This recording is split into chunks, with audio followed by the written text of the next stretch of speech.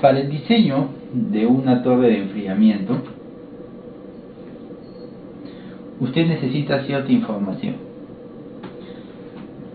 Necesita esta información. El flujo de agua caliente que piensa enfriar, esa torre necesita. La temperatura del agua caliente, necesariamente necesita ese valor también. Necesita conocer además la humedad del aire que va a utilizar y la temperatura del aire que va a utilizar.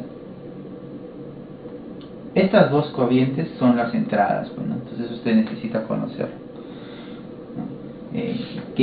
Cuáles son las características del agua que va a enfriar y cuáles son las características del aire que va a utilizar para enfriar el agua. Y un dato adicional que usted tiene que establecerlo es la temperatura del agua a la salida, que evidentemente es menor que esta temperatura. Usted tiene que indicar hasta cuánto quiere enfriarlo, pero usted establece esta temperatura y procurando que tampoco no sea una diferencia muy grande, ¿no? Si esto está a 50, no lo va a lanzar pues a 22.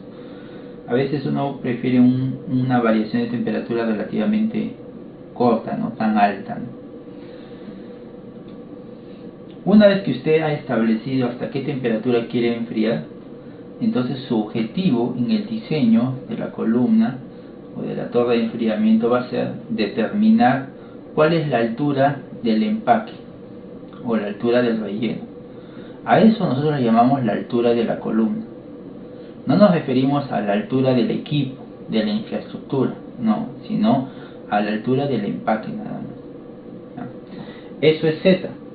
Eso es lo que se va a determinar pues con estas ecuaciones que están acá, pues, con estas ecuaciones de diseño.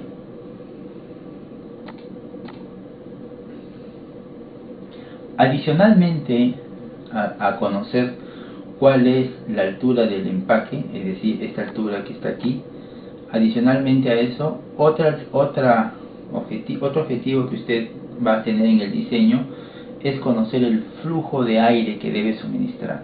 ¿Cuánto aire debe suministrar de tal manera que alcance este objetivo? Entonces, básicamente esas son los dos valores que uno busca en el diseño de una torre de enfriamiento. ¿Y cómo se hace ello? Mire, como usted ya tiene la temperatura y la humedad del gas en la entrada, pues con estos dos datos usted fácilmente puede determinar la entalpía del gas, ¿no? Y eso se puede hacer en una carta ciclométrica. Conoces, con estos dos datos puedes determinar en la carta ciclométrica el valor de la entalpía. Vamos a suponer que la entalpía te salió acá. Muy bien, ya tienes la entalpía. Por otro lado, tú has establecido esta temperatura del líquido en el punto 1, en la base. Esta es la temperatura en la base. Este punto 1 es la base. Entonces, en el fondo tienes la entalpía del gas que entra y tienes la temperatura del líquido que sale, ¿no? Porque tú lo has establecido. El siguiente paso es, a partir del balance de energía, que puede ser esta ecuación que está aquí, o también puede ser esta de aquí, en realidad los dos son equivalentes, son similares. A partir del balance de energía, lo que tienes que hacer es primero evaluar el flujo de aire que se necesita, pero para ello debes tener presente la temperatura a la cual el agua está ingresando a la columna. En este caso está ingresando a esta temperatura. Entonces, ¿qué es lo que haces? Ubicas en tu escala de temperatura la temperatura del agua caliente en la entrada. Vamos a suponer que fuese esta, ¿no? Esta es la temperatura a la cual el agua ingresa. Muy bien. Eso significa entonces que el punto 2 tiene que estar ubicado en alguna parte sobre esta línea, pero solamente hasta aquí, no te vas a pasar a este lado. Debe estar ubicado en alguna parte. ¿En qué parte? Ahí lo que uno tiene que hacer primero es, más que calcular este flujo de aire, lo primero que se hace es calcular cuál es la mínima cantidad de aire que debería ingresar al equipo. No esta cantidad, sino la mínima cantidad de aire. Y para ello, lo que haces es buscar un punto sobre esta línea, de tal manera que cuando ubiques ese punto y hagas un trazo hacia el punto 1, esa recta que has formado se intersecte o sea tangente o choque a la curva de equilibrio. Si tú ubicas ese punto 2 aquí y haces un trazo hacia el punto 1, pues esta línea no choca con la curva de equilibrio. Entonces tú dirás, bueno, es evidente que ese punto tiene que ser acá, pues, justo encima de la curva de equilibrio. Lógico. Si tú haces que el punto 2 esté justo encima de la curva de equilibrio, cuando hagas tu trazo, pues esta línea justo aquí va a chocar a la curva de equilibrio. Es evidente, ¿no? Muy bien. Este punto 2 es el punto del tope de la parte superior, pero a una condición de flujo mínimo. ¿Qué significa eso? Que esta línea que has formado aquí es esta ecuación que está acá arriba, o viene de esta ecuación que está acá arriba, es la línea de operación. Por lo tanto, de esta ecuación tú puedes despejar este flujo, pero sería un flujo mínimo. Esto te está dando la mínima cantidad de aire que debería ingresar al equipo. No te está diciendo cuánta es la cantidad de aire que debe ingresar, sino lo mínimo. Ahora, usted podría decir que entonces ubicar este punto 2 mínimo, pues siempre va a ser ubicarlo sobre la curva de equilibrio. No, algunas veces no es así. La mayoría de veces puede serlo, pero algunas veces no lo es. Fíjese acá. Vamos a suponer que la temperatura del agua caliente que ingresa por la parte superior de la torre fuese esta. Vamos a suponer. Entonces usted hace un trazo, acá dice, ¿no? Perfecto. Ahora debo ubicar el punto 2 de tal manera que cuando haga el trazo hacia el punto 1, esta choque a la curva de equilibrio. Si usted está pensando en ubicarlo aquí, en este punto, y hace un trazo desde este punto hasta aquí, la línea que va a formar va a pasar por encima de la curva de equilibrio. Y esta línea no puede estar en este lado del diagrama. Pero en este caso, dado que este punto 1 está en esta parte del diagrama por debajo de la curva, el punto 2 también tiene que estar por debajo, no puede estar por encima. Y la línea de operación tiene que estar por debajo, no puede estar por encima. La línea de operación no puede cortar a la curva de equilibrio. Si usted ubica el punto 2 justo aquí y hace el trazo, la línea de operación va a cortar a la curva de equilibrio, eso no puede ser. Entonces, ¿cuál es la solución? Ubique el punto 2 en otra parte.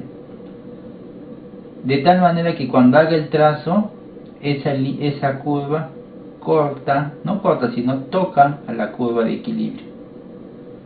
¿Se da cuenta? Toca la curva de equilibrio y listo.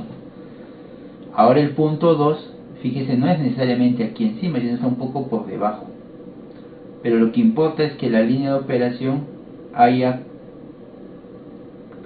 cortado, haya pasado encima de la curva de equilibrio, pero no que la haya cortado. Igual aquí, usted tendría su flujo de aire mínimo. Y esto lo obtiene a través de esta ecuación que está aquí. Una vez hecho eso, teniendo este flujo mínimo necesario para alcanzar esta temperatura, lo que usted hace, o lo que usted debería hacer, es proponer una relación de flujo. ¿Qué cosa es eso?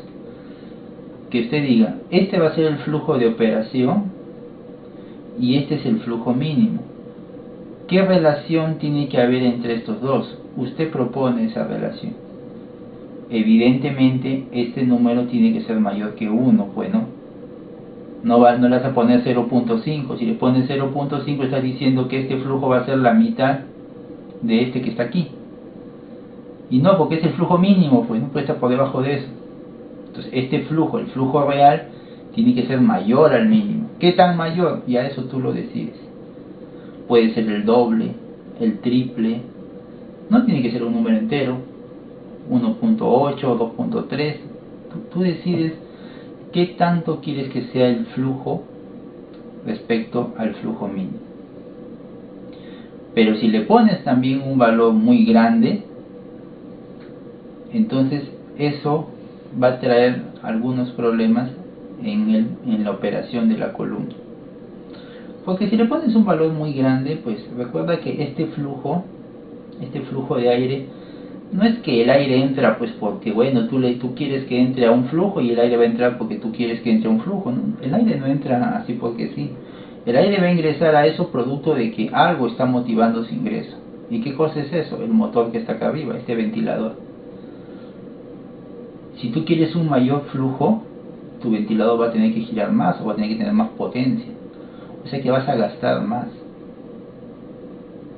Si el flujo es muy alto, un flujo muy alto de aire, lo que puede originar también es que arrastre partículas de agua, o sea, gotas de agua. Si bien es cierto, en la parte superior de las torres se coloca sistemas, una especie de mallas para retener neblina, o sea, retener las gotas que puedan ser arrastradas, pero no sería una buena operación el agregarle un flujo muy alto de aire. Uno, porque no ayuda a una buena operación en la columna, y dos, porque vas a gastar mucha energía por acá. Entonces póngale un flujo muy bajo. Bueno, el flujo más bajo que le puedas poner es el flujo mínimo. Pero si le pones un flujo mínimo, ¿qué va a ocurrir? Que en alguna parte dentro del lecho, recuerda que esta línea de operación representa toda esta altura de empaque, el aire se va a saturar, va a llegar al 100% de humedad. Y eso tampoco es bueno. Por eso es que no puede ser el flujo mínimo, pero tampoco puede ser un flujo muy alto. Entonces ahí uno establece a qué flujo quiere trabajar.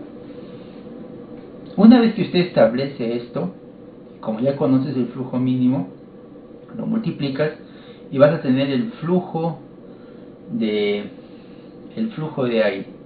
Entonces esto ya lo vas a conocer. Y como ya conoces este flujo de aire, lo puedes reemplazar aquí en tu balance de energía o en tu línea de operación. Y al reemplazarlo aquí, dado que ya conoces todo esto, porque fíjate, el flujo líquido lo conoces, las entalpías del agua lo conoces porque conoces sus temperaturas, por lo tanto eso también es conocido. Dado que conoces la entalpía del aire en la entrada y conoces el flujo, pues ¿qué te queda? La entalpía 2, o sea que ahora ya conoces el verdadero punto 2. Y vamos a suponer que el punto 2 te cae aquí. Y con eso trazas tu línea de operación. ¿Te das cuenta? Ya tienes la línea de operación. Y con esta ecuación, que corresponden a las líneas de unión, puedes hacer estos trazos. Desde diferentes puntos, tú decides. Mientras más puntos, mejor. Haces trazos hacia la curva de equilibrio y obtienes estas curvas, esta curva de aquí, estos puntos en la interfaz, que son este H' sub I y este T sub